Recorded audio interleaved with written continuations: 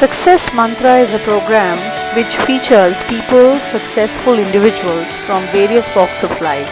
They are less known heroes who believe in their dreams and have conviction to live their full potential. Idols, icons, innovators who care to live every moment on their own terms. So, good evening, everyone. And I'm really delighted today to have a very, very special guest. He's a drummer, he's an IT consultant, he has been an entrepreneur, and he has many other responsibilities. So, Mihir Gangoly also is somebody who hails from the Kishore Kumar family, and we'll know more about it as we go along. But definitely, I would like to welcome him to the show. This is the first time we have you on the show. Mihir, welcome to Success Mantra. Thank you, Sonali. Thank you so much for getting me here and inviting me here. Really lovely to have caught up like this. Wonderful, wonderful. So, Mihir, firstly, before we go ahead with the, your journey, your professional journey, etc., I would just like to understand that from a singer's family, how did you get into drumming? I can see the drums behind you. So to be truthful, it's not that I don't sing, Oh, you sing but as well. that's very tough to ignore.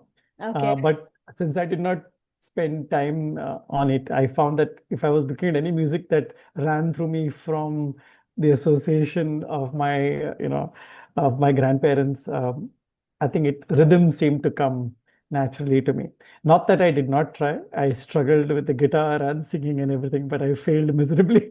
Oh, So okay. I realized rhythm was, I've been banging on the table since I was a kid. Wow. Every time something played, I was already, moving my fingers. So I realized that is what I needed to spend time, and that's when drums, Wow. connected back, and I'm glad it's part of my life now. Wonderful. Do you still, perform on stage and like you used to have a band, etc.? Yeah, less now, because many people are quite busy, and especially the Western music scene is slightly tougher to get people who play.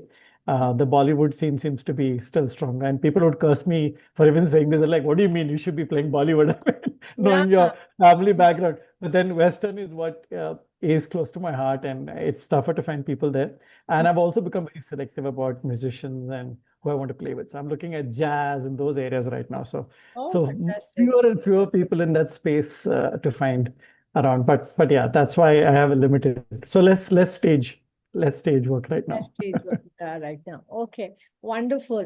So Mihir, tell us about this entire, like IT consulting and that space that you got into, because you come from a family where there is music, art, and of course, like I relate to the entire Bengali strain where, you have that art moving around behind you. So how did you manage to get yourself into IT? I think it's thanks to dad. I think my father basically didn't follow my granddad's footsteps, who's Ashok Kumar.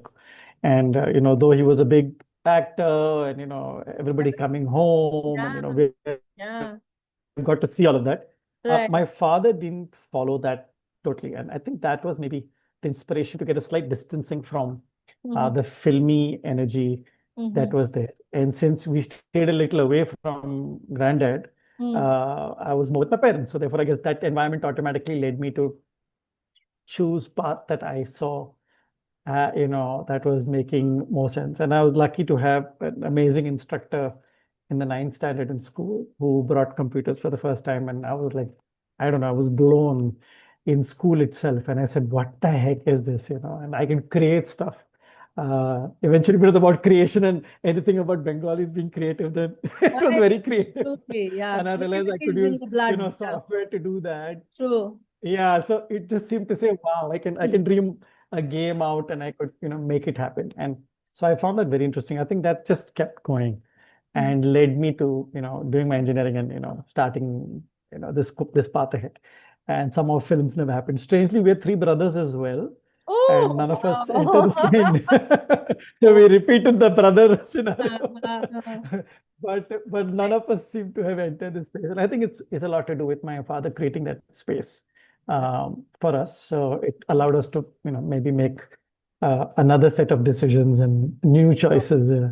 Of course, my grandfather was very happy that I was the most educated Mhm. after him. So in an artist family, so he was happy I had an engineering degree to showcase. So Wonderful. So tell us, do you have memories of Kishore Da singing and you participating and that entire family thing? yeah, less with him because he used to visit once in a while to meet my granddad. Mm-hmm. But there were obviously when there were shows, we were always part of the front line, invited to be there in the front row, which was Absolutely. great. So Uh-huh. wherever he was performing, he has an amazing energy. So, and whenever I did meet him personally as well, it was just Mm. very, very engaging. He Now I was know where just the energy comes bubbling. from. Correct, correct. Somewhere from there, you're right. I know, I Uh, know. Awesome. so I had a chance to, do that. I think my father would have had more opportunities than I would, but yeah. Wonderful.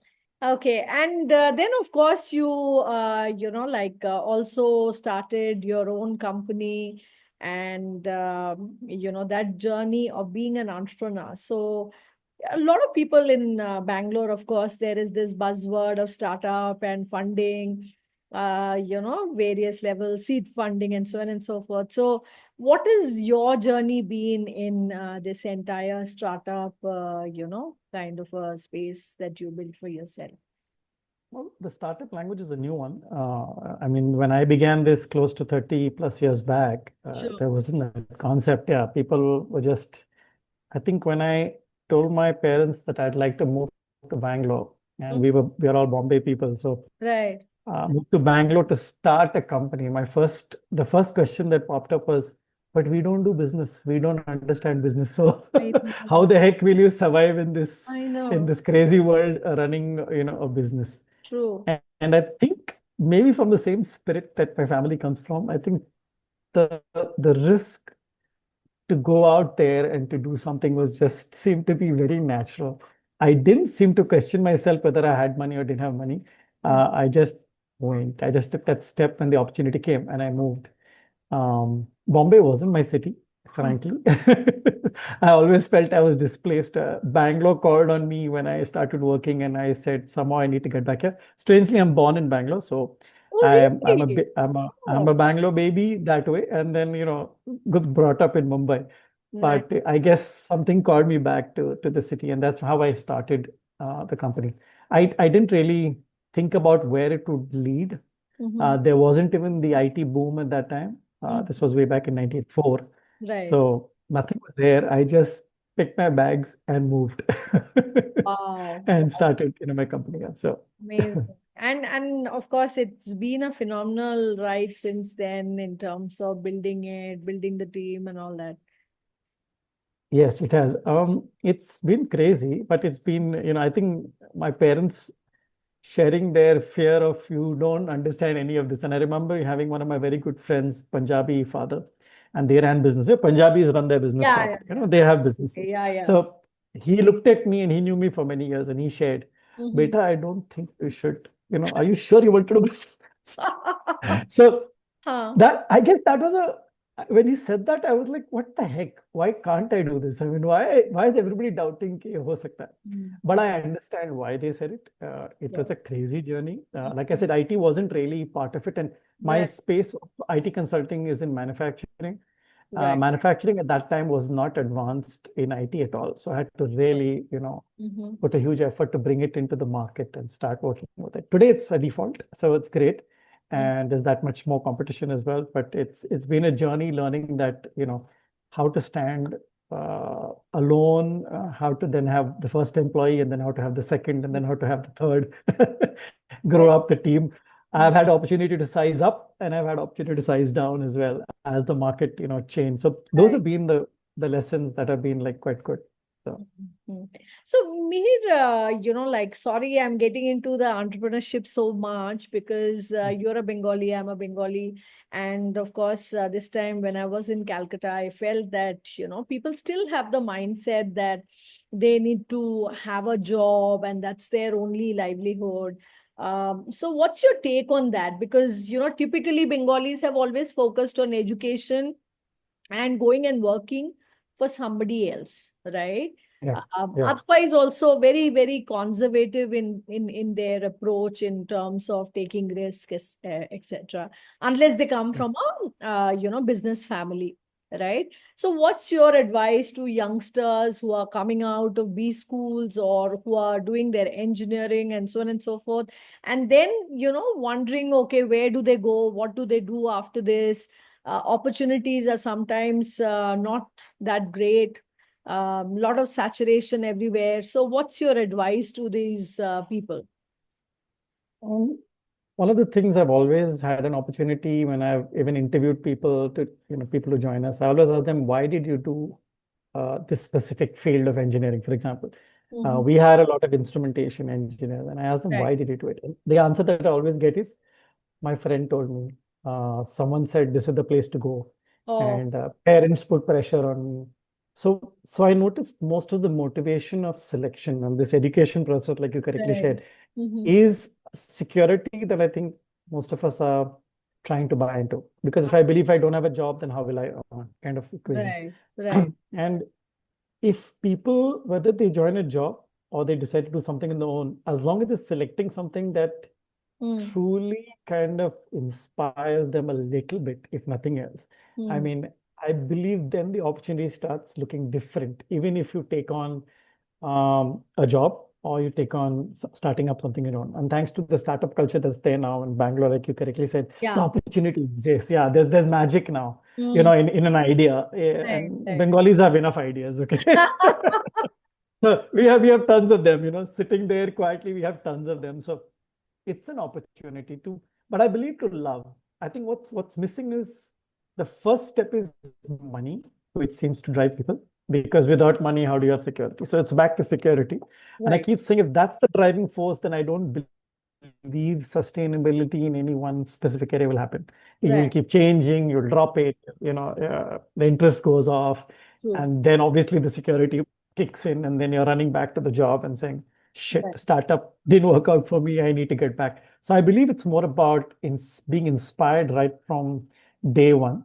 And Mm-hmm. I believe, unfortunately, education system doesn't do that much for us. So it's up to each of us. If I had to advise someone, I'll say, pick something, even if you've been pressured to pick it because of society, but just see if you believe there's something that's, something that inspires you there. And if it's not, have the mindset to change to something that you think you have a mindset for. Just to give you an example, my wife, she's Mm. an engineer. We Yeah. met in engineering, and she's a IT engineer herself. But though she knew it just wasn't for her when she joined her first job, and she left it and joined advertising, completely creative space she Wow. went into. Okay.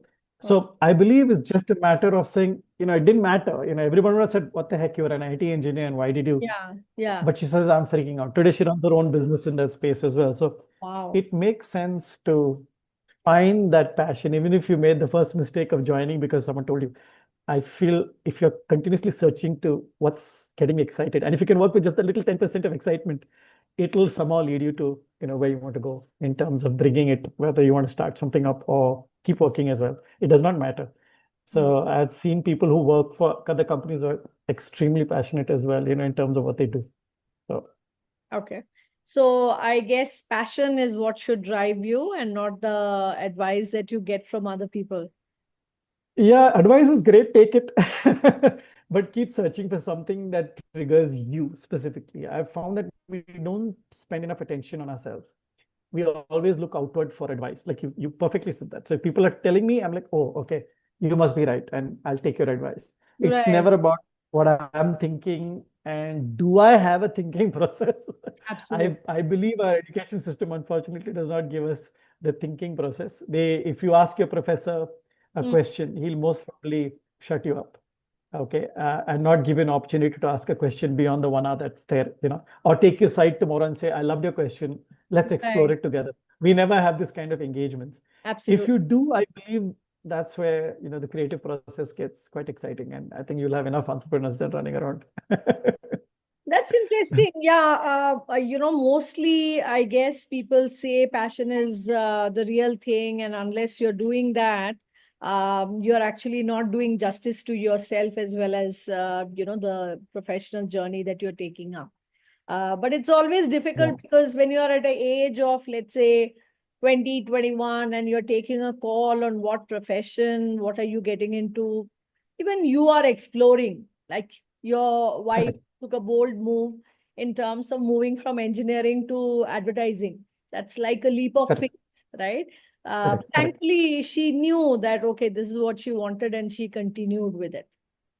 That's interesting. She did, yeah, she did, but it was once she entered it, she realized. So what I believe is like, that's why I use the word 10%, Right. not 100%. You will never know your passion 100%, right? Especially at the age of 21. Yeah. So the focus is even 10% of where I'm at today. Mm-hmm. Am I feeling something about it? And we don't feel. Okay, again, I'm coming back to Bengalis. We love feeling. We are passionate about just talking about anything on this planet. But Right. there's a feeling attached. If I need to cry and talk about it, or play music for that matter, there's Absolutely. something that is inspiring me in that conversation. So what is that inspires you is a question to ask, even if you're at 21. I think our younger children now are like fantastic. I mean, these Yeah. thought processes are very much part of their conversation. They're not not the way you and I maybe started up, but I believe they have the opportunity to ask this question. And as parents, if we're willing to entertain it, it'll be quite interesting to see what creation unfolds from True. there on. Right, right, right. Awesome. All right, great. So I think you are also very passionate about your business, about IT, and you are in that space. So you've always been enjoying what you're doing, right? Unlike a lot of people who go to the corporate with the dream of, like doing great roles, getting great salaries, etc., and then they land up in a very, very, what should I say, unfulfilled kind of a state, right? What Yes. is your take on that? Because a lot of people really go and work for somebody else, and every day they drive to work with that feeling that, I'm not enjoying this, but to go and do a startup or do, like something on my own is very challenging, which may not have the promises that I'm looking at. I'm coming back to the same point, basically. Mm. Even when I've seen people who have uh, decided to do this at a later point, where they've earned enough and they decide to take that, jump or leap to Right, say, I'm right. going to start my own stuff. And Absolutely. I have seen if the passion is missing or the Mhm. reason for it is missing. And Mhm. when I say reason, again, it's not money. It's money seems to be the byproduct of whatever you do, because business and entrepreneurship is not easy. Not easy. it it's a cycle which brings you down, teaches you so much when you're down, and if you're not ready to get up and move up again and Sure. say, oh shit, I need to restart this whole process all over again, Mhm. uh, that's entrepreneurship. So that's business. So people keep thinking business seems to be the guy who owns the business, and I'm sure he just bought his car and is earning money, paying me salaries, not realizing that there's a cycle that's happening in the background when you take risk. Yeah. And it's scary. It's a very alone space. It's scary. And if you're ready to do that, that's where the passion keeps coming back up. You're like, okay, we went down, but let's get up and move back, because the passion's not gone. I just learned a few mistakes, and I know I don't need to repeat them again. So what did I learn? And make those notes and say, okay, done, I got it. Pick up from there and restart. But I wouldn't restart if I was only looking at money, because it would be boring. Because I'll say, what a crap thing I did. I anyway made a mess of it. And you know what? I need money. And I'd go back to money. So most people would go back to money and not go back to the passion that was driving them. So if the starting point of a startup, which I've seen many who start up, if they have a great idea, their first job is, I hope I can sell this company.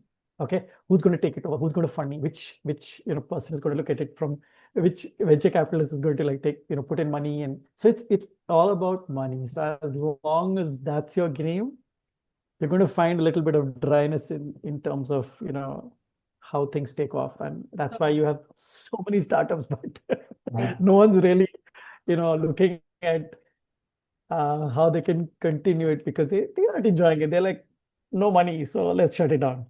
I think I need to get to something else. Or they'll select or start up a new company. So I think it's that. I mean, really. See, Mihir, you have done it well. So why don't you tell us what are the three, 4 points which one has to get right in terms of making their business successful, in terms of really making it happen? I'm going to put the passion for it first. Yeah, if you have found that, great. But the second would be the resilience to stick on and know that every time you fall is actually the most amazing degree course you're taking at that time. To look at as if you're doing your master one and then you're doing master two and then you're doing a master's three and you're really getting to PhD level. So if you had to think about it, every fall, not every rise, every fall is like a master's degree. It teaches you something.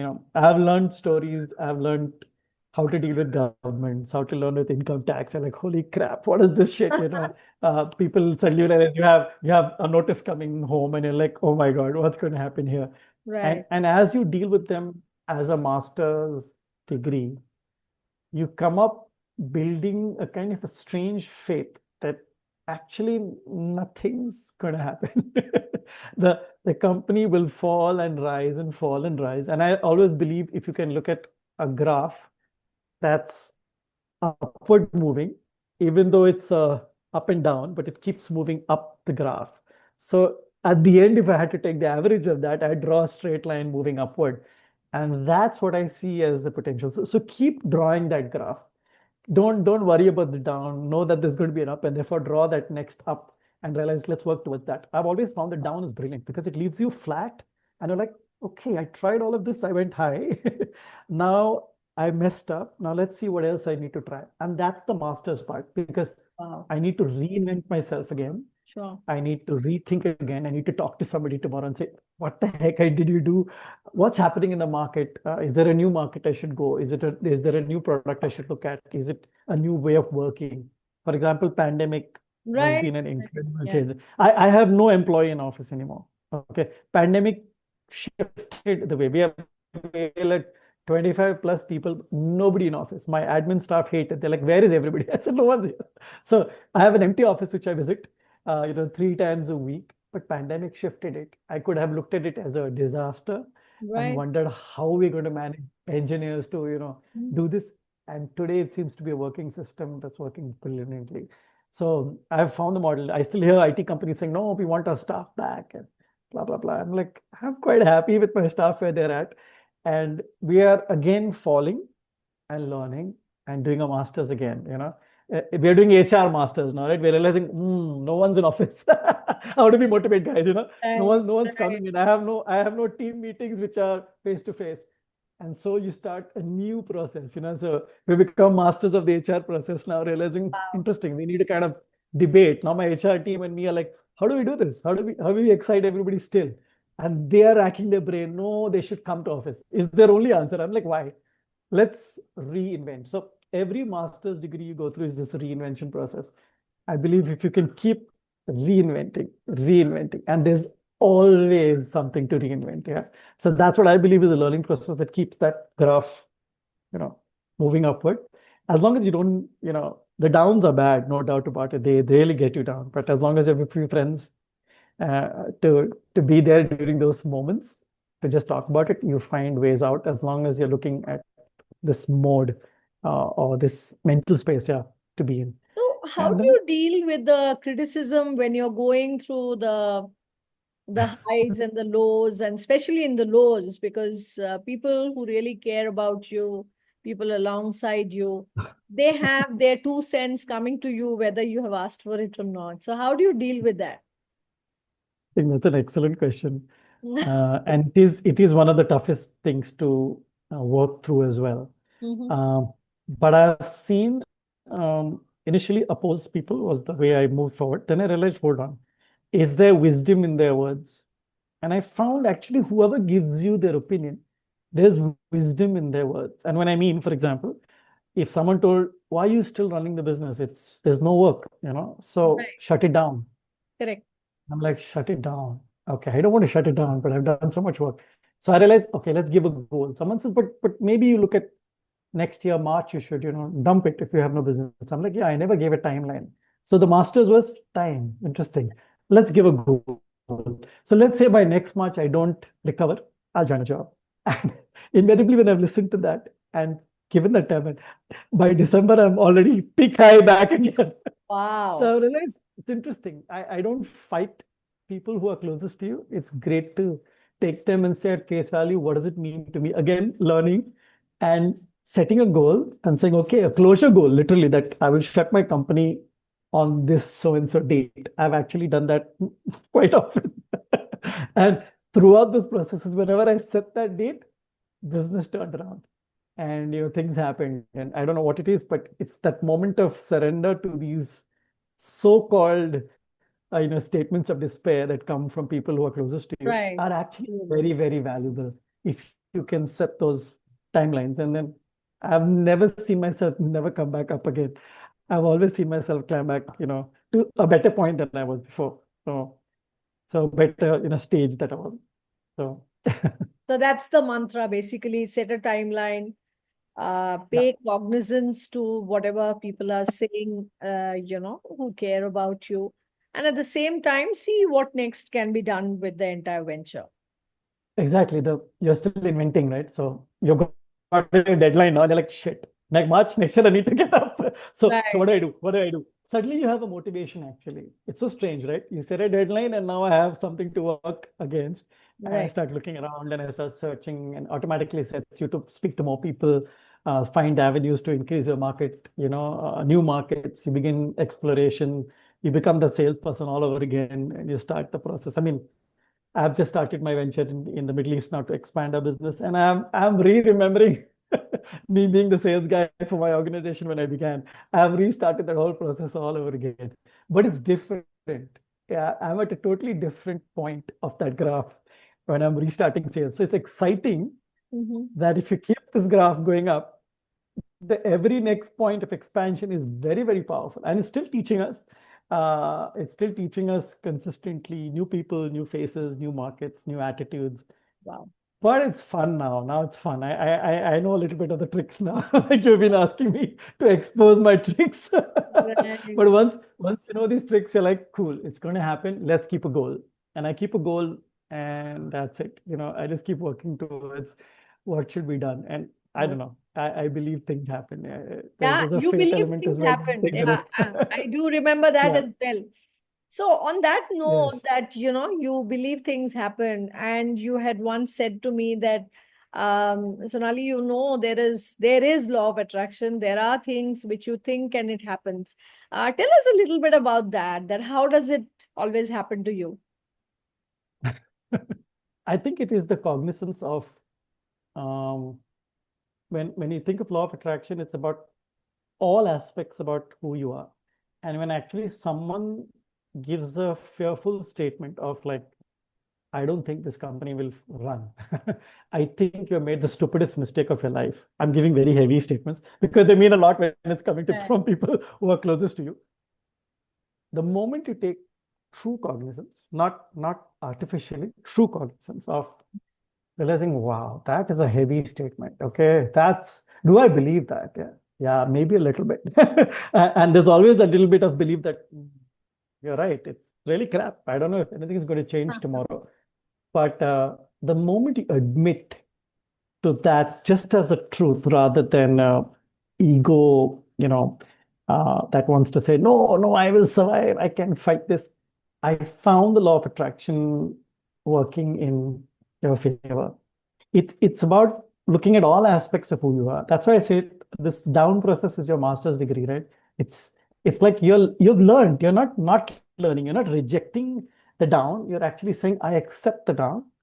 And I now know why I'm down. Thank you very much. And there'll be so many people telling you that, and it's great. You've got a lot of input notes. And you're like, wow, I just learned this time why things happen the way they did. And that's it. I feel law of attraction then shifts because the desire is still there. The original desire to become great, to grow, to expand the business, it's still there. But I think it's the cognizance of the down, not rejection of the down, that makes it like a whole process. It's required that both sides of who you are exposed, the fears and that passion that's driving you. they both need to say hello to each other. And one then drives you, to move Right. up. What's your greatest achievement that you cherish and you feel that this is something which is amazing that you've done? I go, there are so many. But I Something think it's which more, always comes back to you. I think it's recognizing when I began when I was 24, so I was quite young. I think I didn't have the necessary experience as well, in terms of working somewhere. And I just worked a year before I began. So I think it's the moment when I did have a heart attack about 10, 11 years back. No, 14 years back.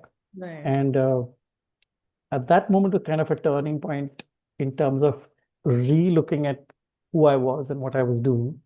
And really first time becoming aware of the heart, not in its physical sense, but the passion part of who we are. I realized there's something I'm missing. I think I decided to follow the world the way the world told me to. It's like what you talked about in education. We just follow blindly, Yeah. and Right. this pressure and we join a job and blah, blah, blah. We get on with our life.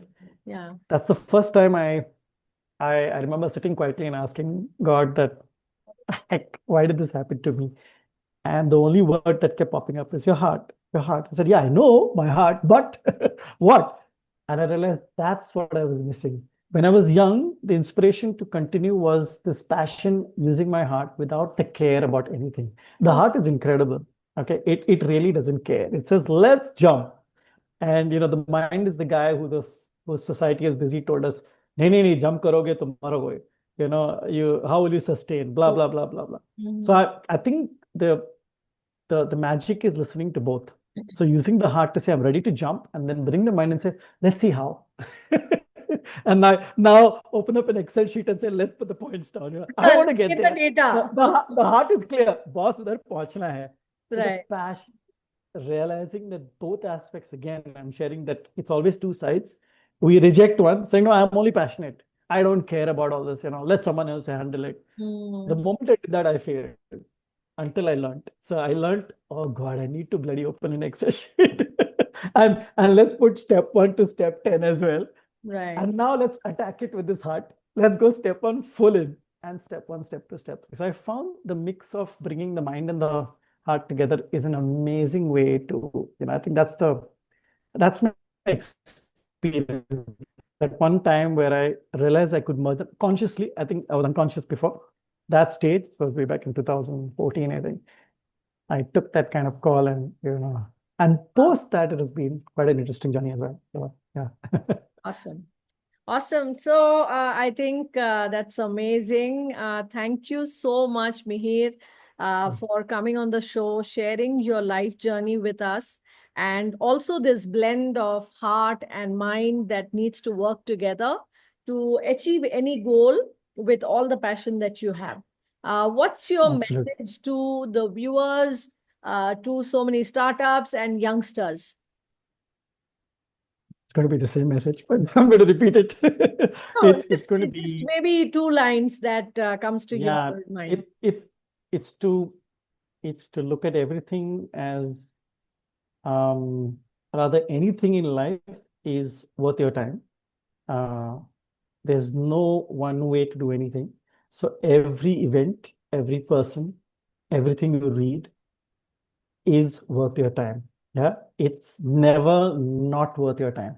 So every rejection is to accept that rejection, work beyond it. So I found that if you're able to keep that, not rejecting the world, allowing the world, because it's your teacher, and allowing this teacher that's coming in so many dimensions towards you, allowing that teaching to keep coming through, and as you have resistance to it, realize, oh, I think there's a lesson I need to learn here. I'm resisting. So resistance is great. It gives you an opportunity to say, hey, I think there's a lesson here. I think I need to learn something here. And that's it. It changes that equation instantly with that event, with that person, and you're able to actually bring it into part of who you are. So I think that would be the message that I would look at, Wonderful. giving Wonderful. out. So that is for the today's show. Everything that you're passionate about, use your brain and mind and heart to get the right data, move towards the right direction. And as Mihir said, that life is a great teacher, and every law has some great things coming for you. It's like a master's. So let's go for it. Thank you, Mihir. Thank you Lovely. for being on the show. I'm really Thank you, grateful Sonali. for you making time. Thank you very much. Take care.